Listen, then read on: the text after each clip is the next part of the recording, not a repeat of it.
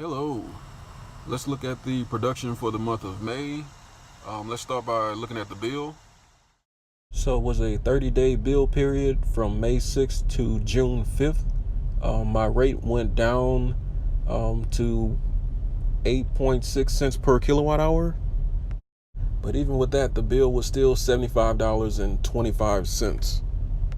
But without the solar panels, it would have been $152.39. And I still have a credit of $411 from my solar installer. So during this bill period, the sunrise went from 6:15 to 6:01, and the sunset went from 7:45 to 8:03. So the sun isn't going down till after 8 o'clock. During the May period, we averaged 13 hours and 47 minutes of daylight. That's up 44 minutes from April. But the biggest change was in temperature. The average temperature was 79.3 degrees. That's up 14 degrees from April. That's the biggest jump I've had during any of the months so far. Spoiler alert, I think it's going to be hotter this month. The weather was really good. I had 10 sunny days, 13 partly cloudy, and only 7 cloudy days. 68.11% of my solar production was exported to the grid, and 78.2% of my usage came from the grid. This month I produced 41.86 kilowatt hours per day, which easily puts me over the 28.5 kilowatt hours per day I needed to meet the guarantee from my solar installer. My total production was 1,297.9 kilowatt hours, which makes for a total savings of $111.87. So even though the bill was higher this period, it could have been $111 higher.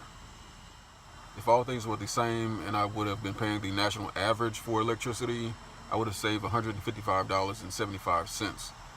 I also would have paid a lot more for my bill. So how much did I save driving an electric car this month? I drove 1,130 miles this month, still averaging 294 watt hours per mile, and that would have cost me $28.63 to charge at the rate that I had this month. And that doesn't include any of the free supercharging I get or any of the vampire drain that I lose just from the car sitting. Local gas prices went up 9 cents from the previous month, so driving a similar gas-powered car, it would have cost me $106.30. So this month I saved $77.67 in transportation. Once again, all things being equal, using the national average electric rate and the national average gas price, which are both much higher than what I'm paying. The gas price is $2.95. I would have saved $83.60 charging my Tesla as opposed to a similar gas-powered car. My numbers are lower this month. Basically, not as many miles, not as much Ubering. With an electric car, basically, the more you drive, the more you'll save. Okay, so let's look at the chart for the month and some of my best and worst days. My production stayed between 25 and 50 kilowatt hours per day, but my consumption was pretty much consistently above it, with the exception of a few days. There weren't many positive days, but let's look at the best ones and, of course, the worst one.